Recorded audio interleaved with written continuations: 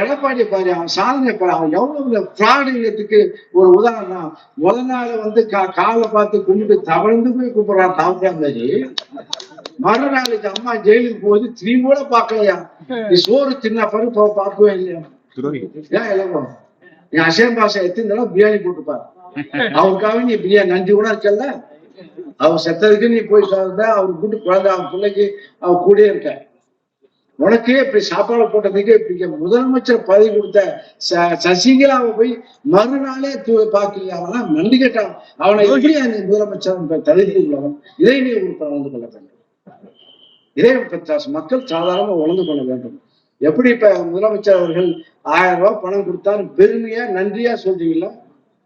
உங்களுக்கு எவ்வளவு நன்றி தெரிஞ்ச ஒரு முதலமைச்சர் பதவி நாற்காலி கொடுத்த சசிகலாவை போய் உடனே மறுநாள் ஜெயில போய் உட்கார வேணும்.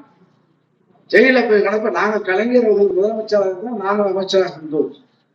அவரை அரெஸ்ட் பண்ணாங்க. மறுநாள் நாங்க ரோட்ல உட்கார்ந்து போராட்டம் பண்ணோம், சிலை சென்றோம். நாங்க போராட்டம் பண்ணோம், சிலை சென்றோம்.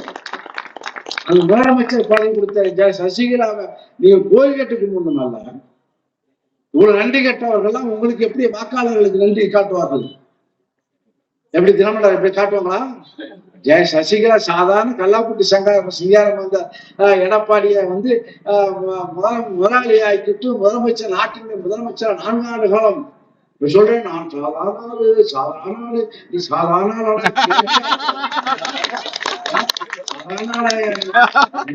கேள்வி நன்றி கேட்டவா நீ சசிகலா வச்சே நீ இவ்வளவு எத்தனை கோடி இப்ப சொத்து சமைச்சு சம்பாதிச்சிருக்கான்.